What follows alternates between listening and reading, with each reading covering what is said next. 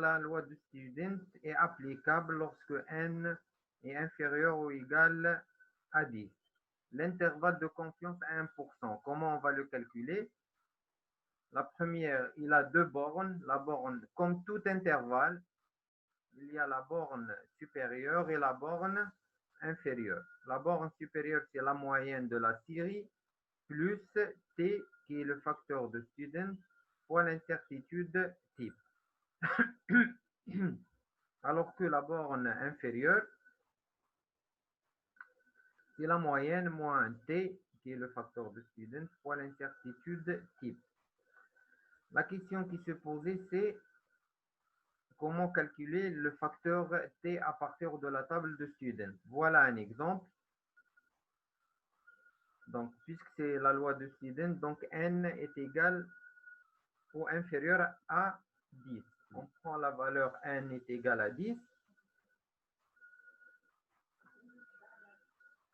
Donc, on ne va pas calculer avec n, mais on va calculer avec le degré de liberté qui est égal à n-1. Dans le cas où une série comporte 10 valeurs, donc le nombre de degrés de liberté est égal à 10 moins 1 est égal à 9. Si on choisit que le niveau de confiance est égal à 90%, c'est l'intersection. T va prendre 1,83.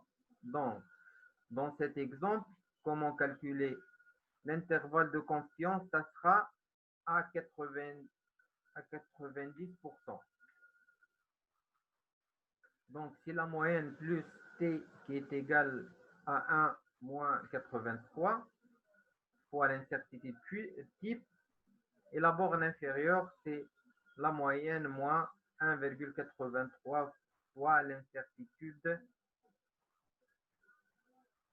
type. Si on prend un autre exemple, toujours avec n est égal à 10, le degré de liberté est égal à 10 moins 1, c'est-à-dire 9.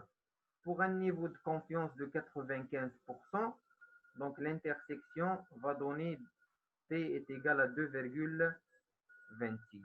Donc là, pour un intervalle de 95%, ça sera 2,26.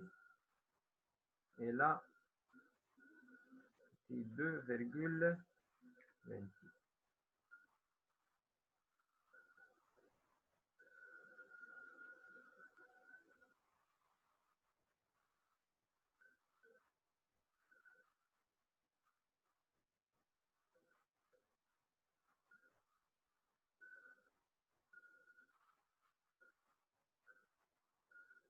Donc, j'ai répondu pour le calcul du T et K. T, c'est le test de Student. K, c'est le facteur d'élargissement. Il peut prendre soit la valeur 2, soit 3. Donc, là, l'autre question.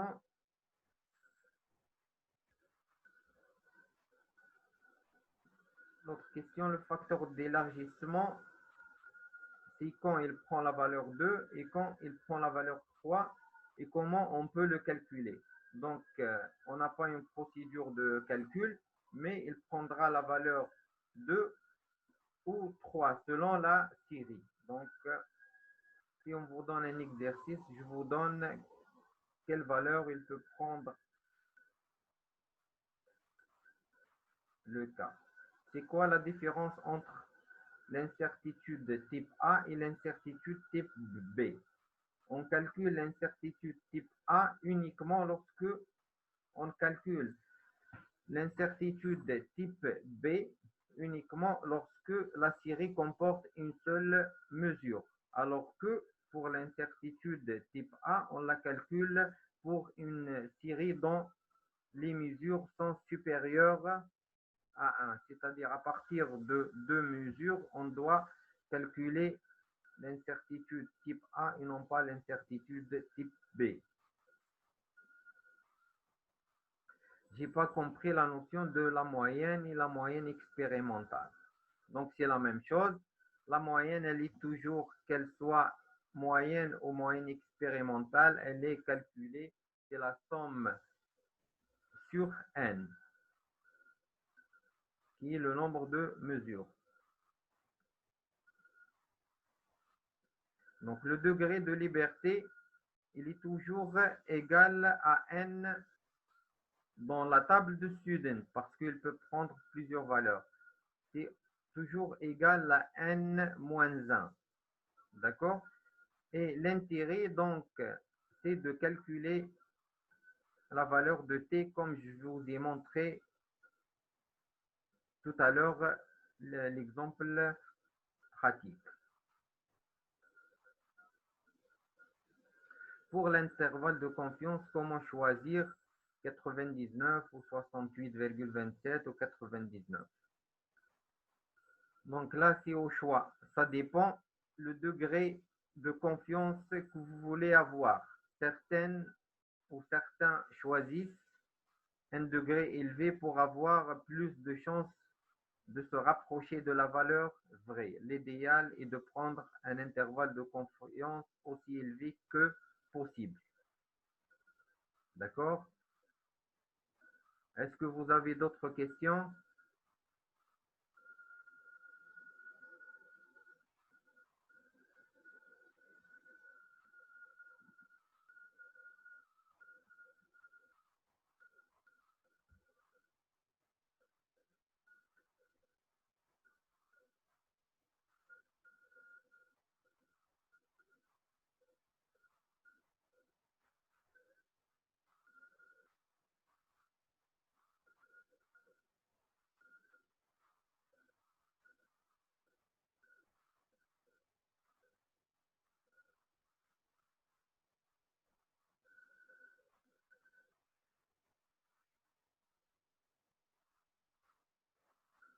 Dans quel cas on peut dire que k est égal à 2 et k est égal à 3? Je vous ai dit, si on est amené à calculer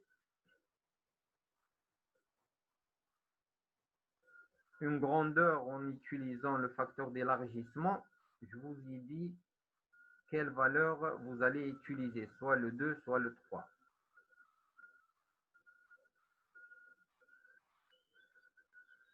Là, pour le test de gradient et l'électrovanne, c'est le cours qualification. Donc, on n'a pas beaucoup de temps d'aborder tous les cours.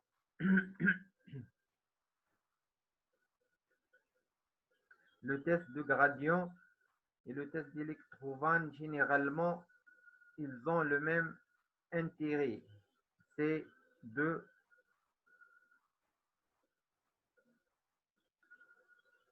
le même intérêt, c'est d'évaluer la capacité de l'équipement à donner une composition de la phase mobile aussi proche que celle indiquée par l'opérateur sur le logiciel. Et le test d'Olmium, donc le test l'Olmium, le filtre d'Olmium, il a 3 maximum d'absorption spécifique. Donc si on met le filtre et on lance un scan pour un balayage, on doit avoir si notre appareil, notre détecteur DAD marche bien, il nous donne des maximums d'absorption proches de celle du filtre d'Olmium. D'accord? Est-ce que vous avez d'autres questions? Sinon, on va commencer le cours traitement de l'air et gestion des contaminations.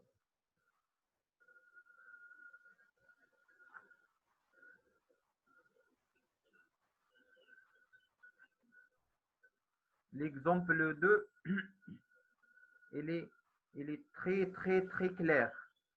Vous avez 3 valeurs. Je vous ai donné la procédure comment calculer l'incertitude type sur la mesure et l'incertitude type sur la moyenne. Voilà, on a calculé la moyenne. La somme sur 3, c'est la moyenne. La variance, c'est la valeur de chaque mesure moins la moyenne au carré. La somme divisée par n-1.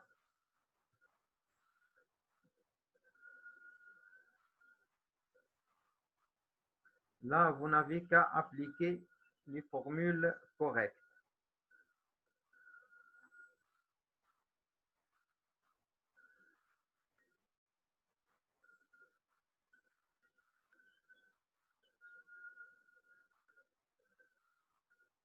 Est-ce que vous avez d'autres questions pour ce cours? Sinon, on va commencer le cours traitement d'air.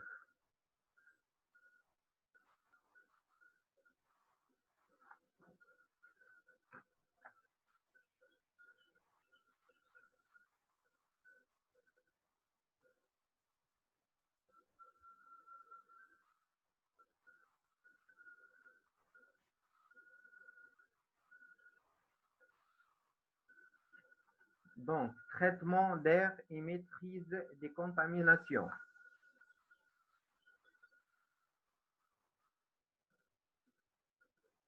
Généralité. Aujourd'hui, la nécessité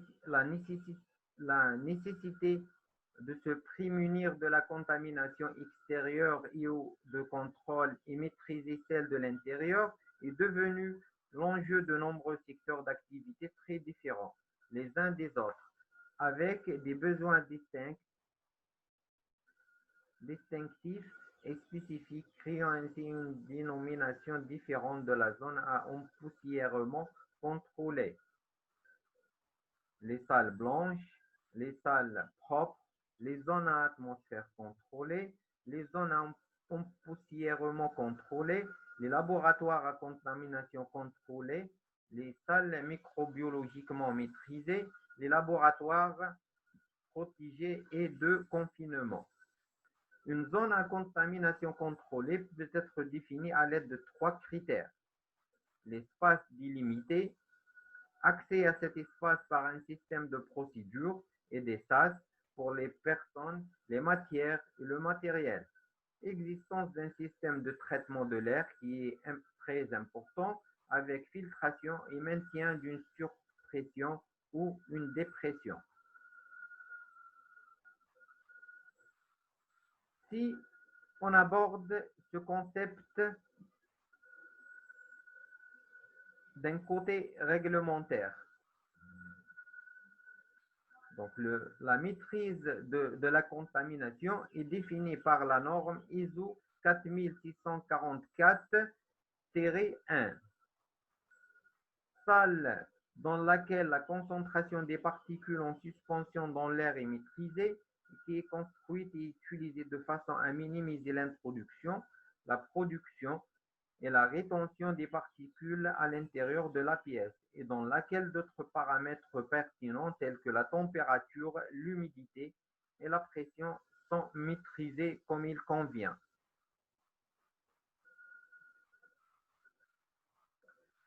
Pour les normes qui gèrent la procédure de traitement d'air. Concernant les normes applicables, on trouve les textes de portée nationale, notés NF, européenne, notée EN, ou mondiale, ce sont les normes ISO, qui définissent la manière de concevoir, réaliser, qualifier et suivre les salles propres, normes, recommandations, spécifications, principes et procédures d'entretien.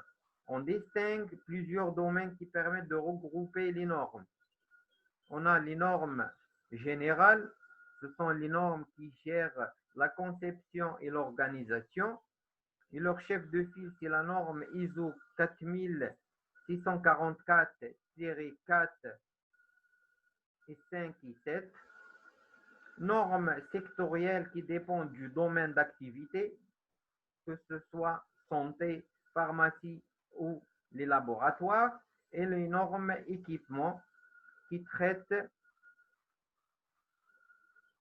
les conditions à respecter pour les postes de sécurité microbiologique, les incubateurs et les études.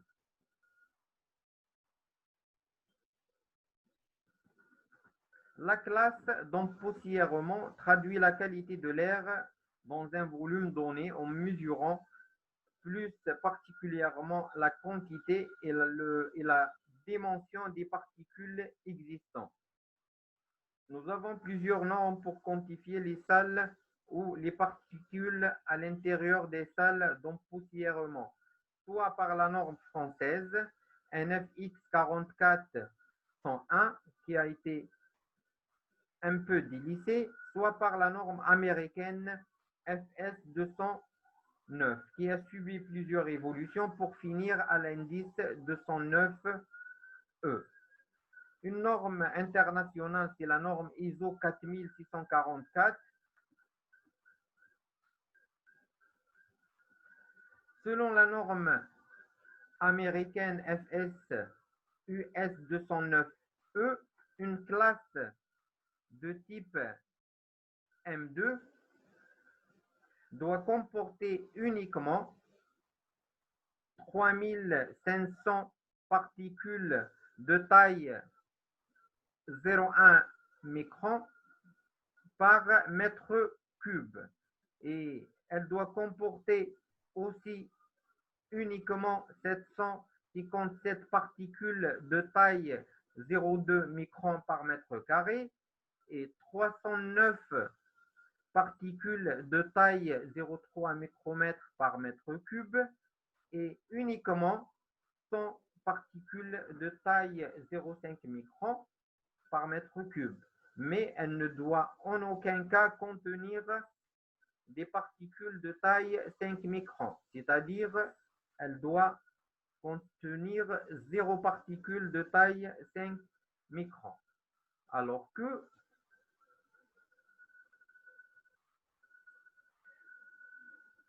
la norme internationale ISO 4644 dans son volet 1, elle définit une classe ISO 1 par les caractéristiques suivantes.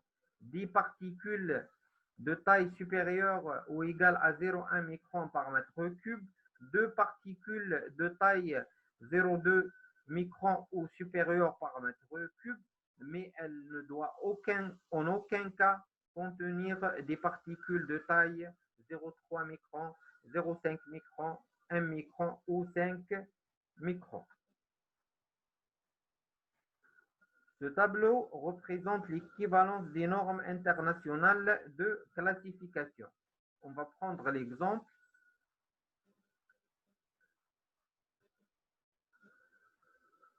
Une salle de type M3.5 est équivalente à la salle ISO 5 selon la norme ISO 14644 et elle est équivalente à la salle 4 selon la norme AFNOR et elle est équivalente à la salle de classe A et B selon la classification de l'Union européenne d'industrie pharmaceutique guide BPF selon de l'année 1997.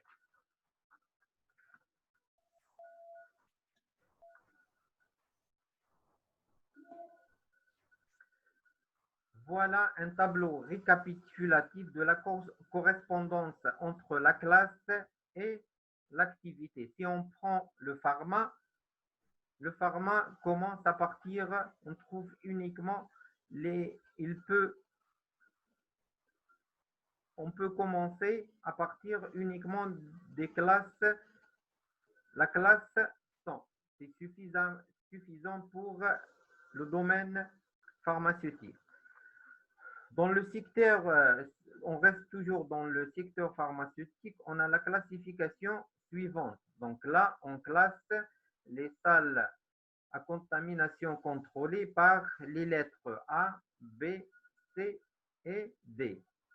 Une salle est classée A. Ce sont les salles où les points sont réalisés des opérations à haut risque, tels que le point de remplissage, les emplacements des bols vibrants de bouchons, les ampoules, c'est-à-dire en résumé pour la fabrication des médicaments stérile et désinjectable, on a intérêt à avoir des salles classe A.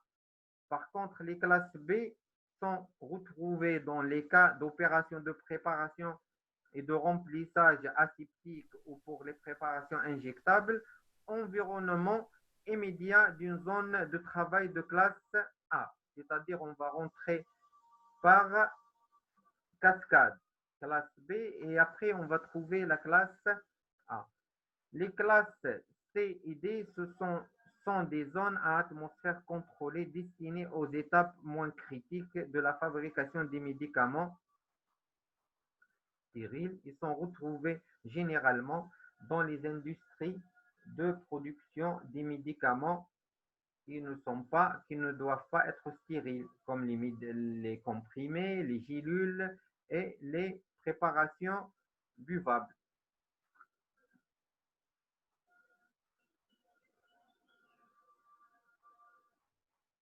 Voilà,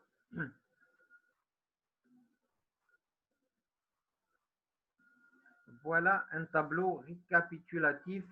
Comment qualifier les classes A, B et C et D. Par exemple, une salle de classe B, le nombre maximal de particules de taille supérieure ou égale à 5 microns et 1 à l'état de repos, mais en activité, il peut aller jusqu'à 2000 particules par mètre cube. D'accord? Donc une salle B, elle doit comporter au repos, c'est-à-dire lorsqu'elle est vide, il n'y a pas d'opérateurs qui sont en train de fabriquer des médicaments, elle doit comporter uniquement une particule de taille 5 microns par mètre cube. Dans le cas d'une activité de production, elle peut contenir jusqu'à 2000 particules de 5 microns par mètre cube. Et voilà pour chaque classe les caractéristiques. Pour les flux d'air, au sein d'une zone à contamination maîtrisée, le flux peut être soit turbulent, et là, pour les classes ISO 9 jusqu'à ISO 6, unidirectionnel ou laminaire pour les classes ISO 5 et inférieures. On a deux types de régimes, turbulent et laminaire. Le traitement d'air. Le système aérolique a pour fonction de maintenir l'air des salles blanches dans les conditions définies par les exigences. Donc, c'est préserver la salle blanche de la contamination extérieure apportée par l'air neuf, éliminer la génération de contaminants intérieurs et préserver la qualité de l'air rejeté.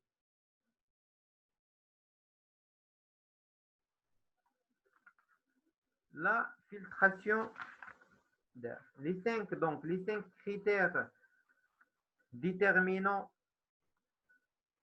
dans la gestion de la contamination des salles à atmosphère contrôlée sont la filtration de l'air, la diffusion de l'air, le maintien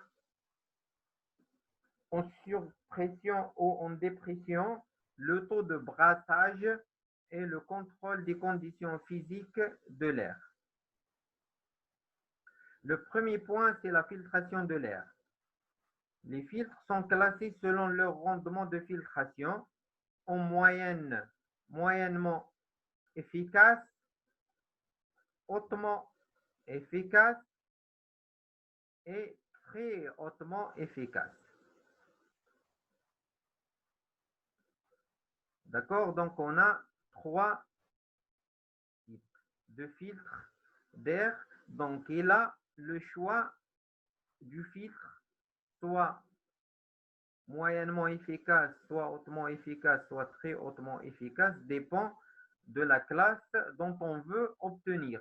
C'est-à-dire, si je veux fabriquer ou obtenir une salle de classe A, logiquement, je dois utiliser des filtres très hautement efficaces.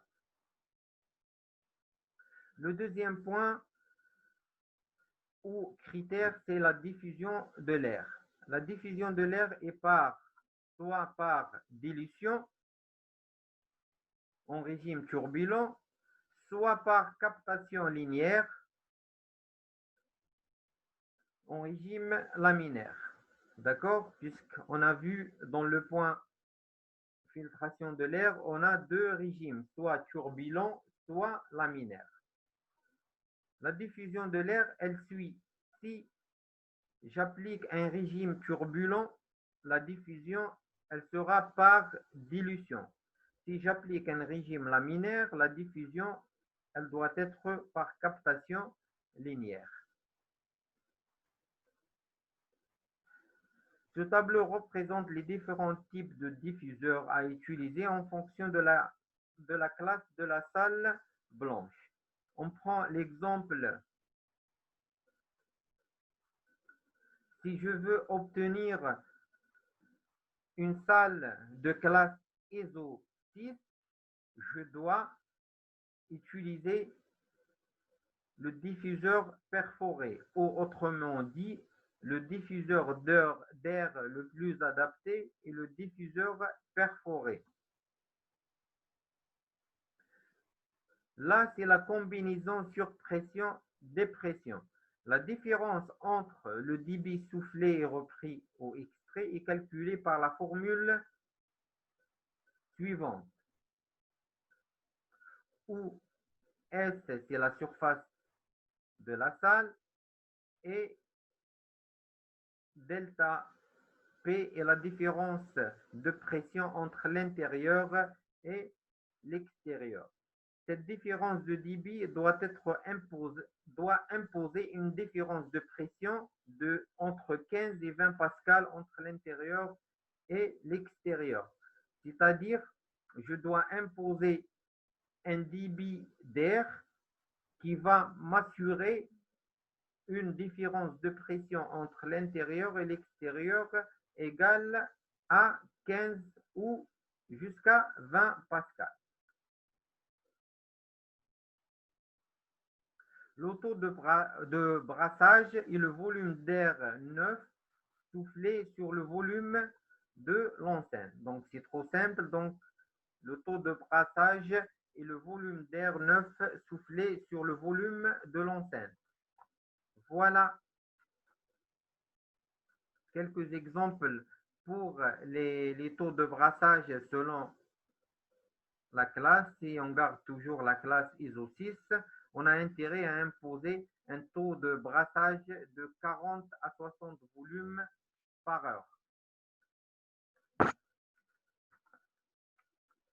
Il faut noter quelque chose, que dans une installation classique, le taux de brassage doit être au maximum assuré par de l'air recyclé proche des conditions d'utilisation, de température, d'hygrométrie, d'empoussièrement.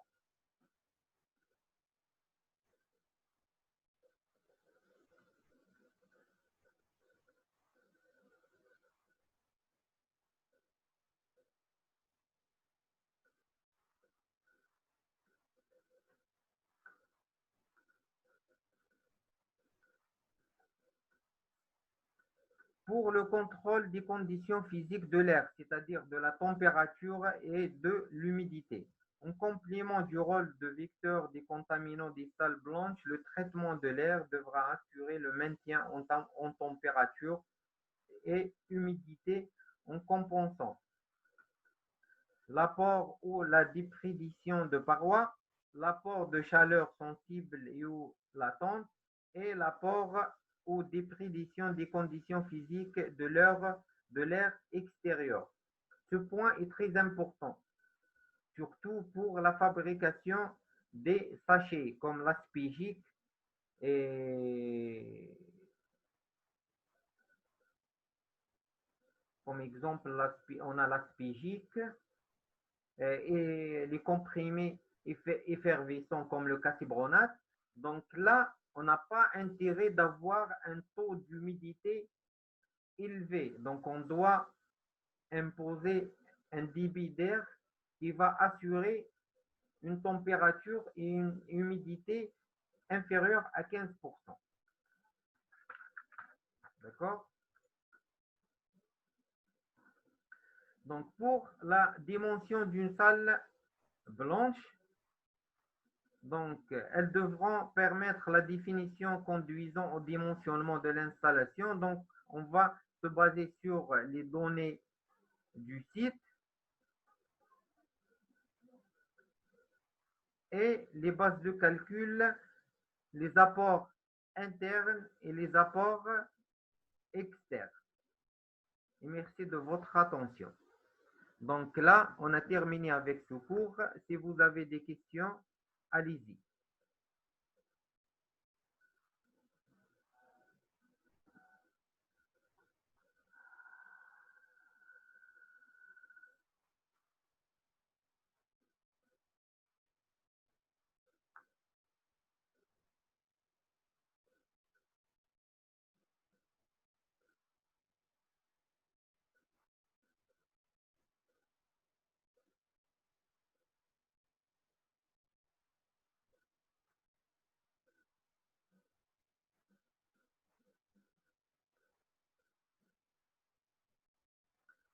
Voilà la diapositive 10. Qu'est-ce qu'elle a? Est-ce que vous avez une question?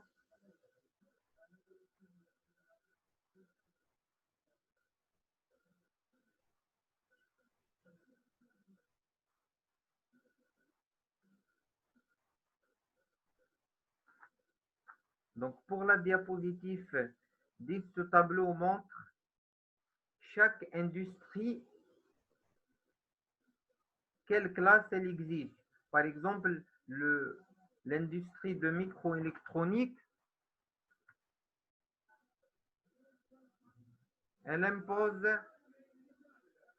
elle impose d'utiliser la classe 1, 10 et 100. Alors que la chimie fine et pharmaceutique, on peut se contenter, on peut se contenter uniquement de la classe 10. Pour tout ce qui est micromécanique, donc on peut commencer à partir de la classe 1000.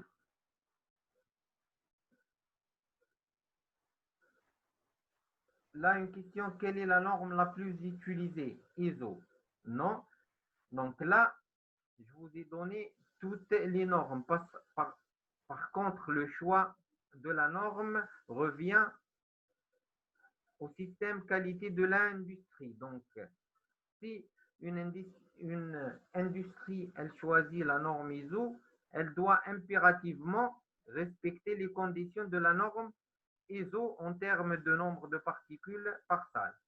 Si elle choisit les normes européennes EN, elle doit impérativement les respecter. Donc, cela revient au système assurance qualité de l'industrie concernée.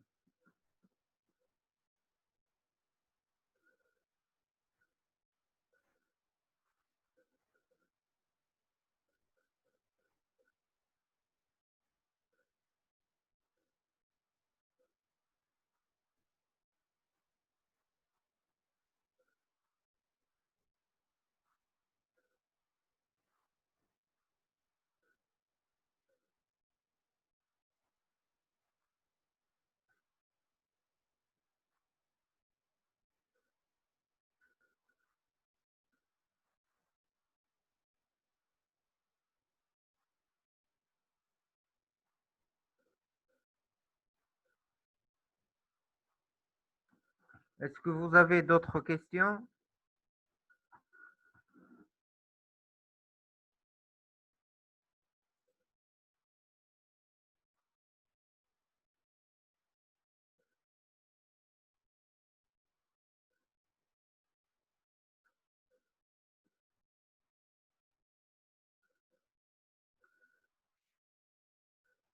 Pour la, pour la diapo 9, donc le tableau, il nous donne l'équivalence des différentes normes. Si on prend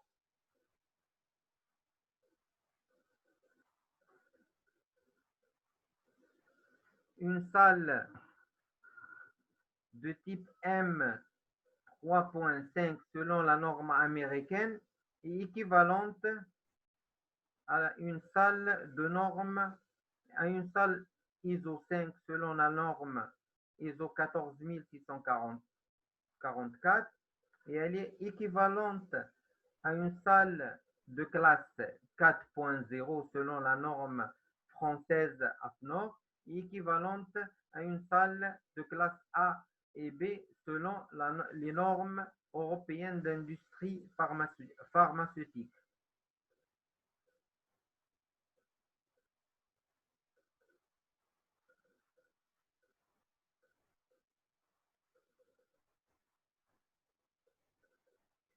Là, une question.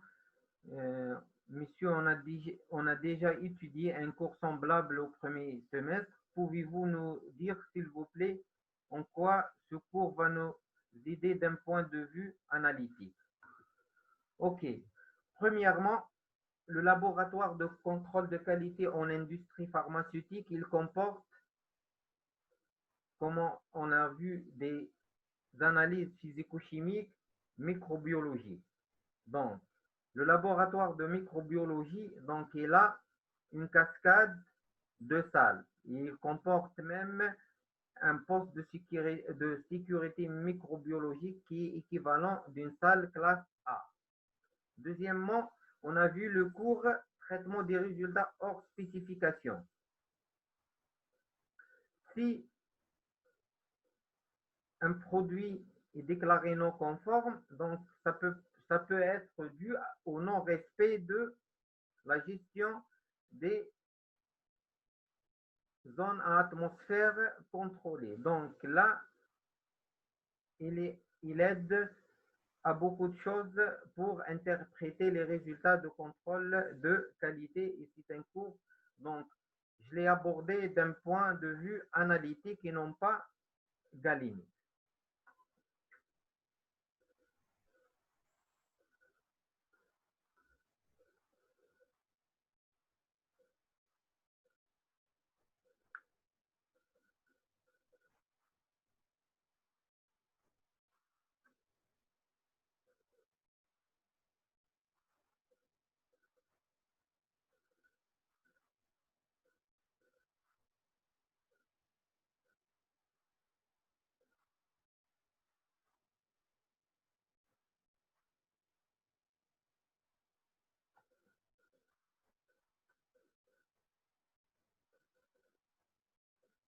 Est-ce que vous avez d'autres questions?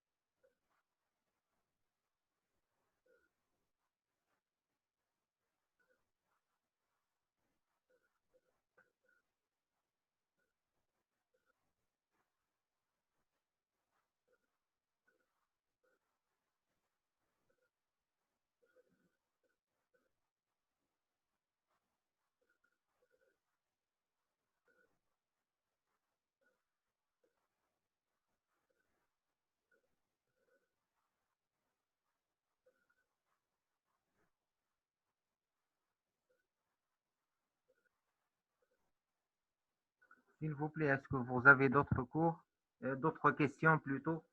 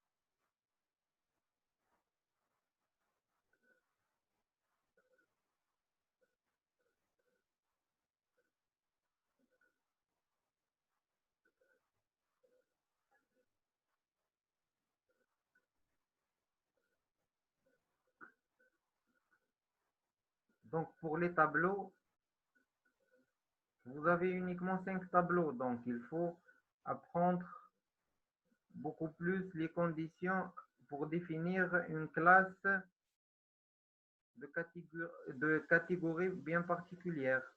Par exemple, les salles de classe A ne contiennent, ne doivent pas contenir de particules de taille 5 microns, par exemple.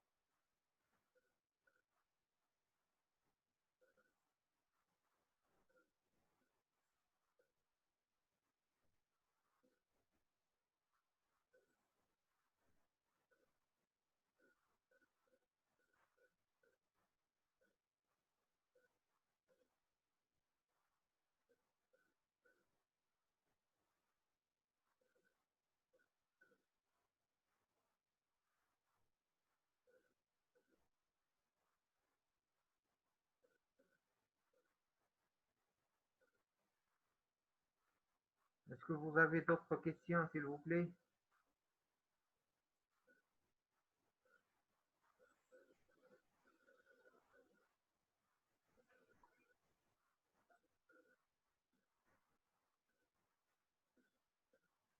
Pour le cours précédent, le test Olmium, il est trop facile.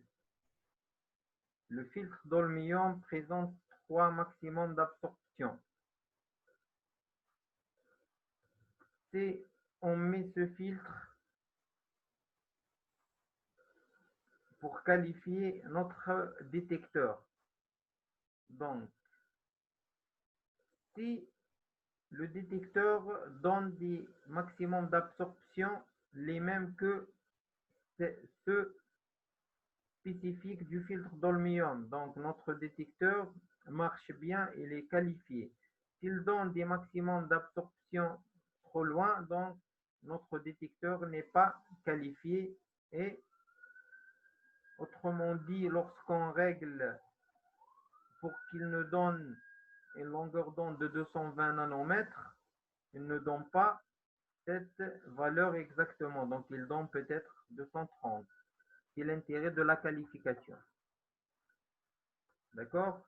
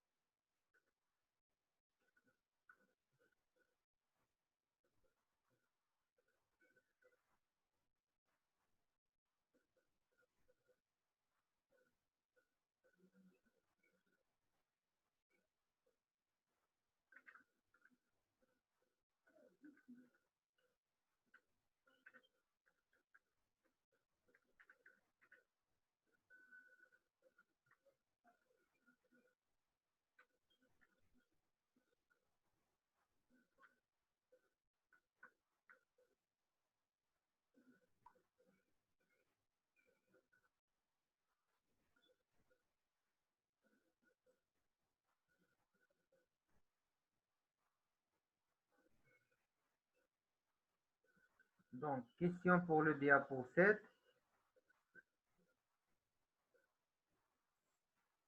Là, on a, selon la norme FS US 2209E, des salles de classe M1, M1.5, M2. Donc, comment on peut donner ce chiffre à une classe? Il y a des conditions à respecter. Si on prend l'exemple d'une classe M3, si on comptabilise les particules de taille 0,1 micron par mètre cube, elles ne doivent pas dépasser 35 000. Les particules de 0,2 ne doivent pas dépasser 7 570 par mètre cube. Les particules de 0,3 micron ne doivent pas dépasser 3090 par mètre cube. Les particules de taille 0,5 micron ne doivent pas dépasser 1000 par mètre cube. Et pour les particules de taille 5 microns, 0 particules. Si on comptabilise ces particules, on trouve ces valeurs respectées. Donc, cette salle est une salle classe M3 selon la norme FS US 209E. D'accord?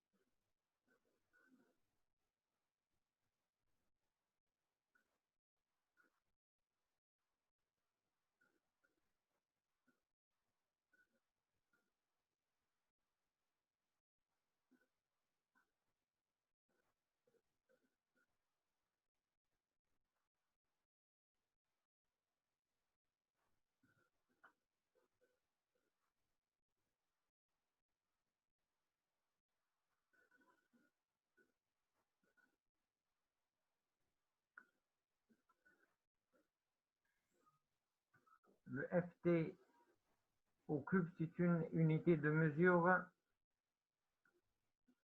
utilisée aux États-Unis.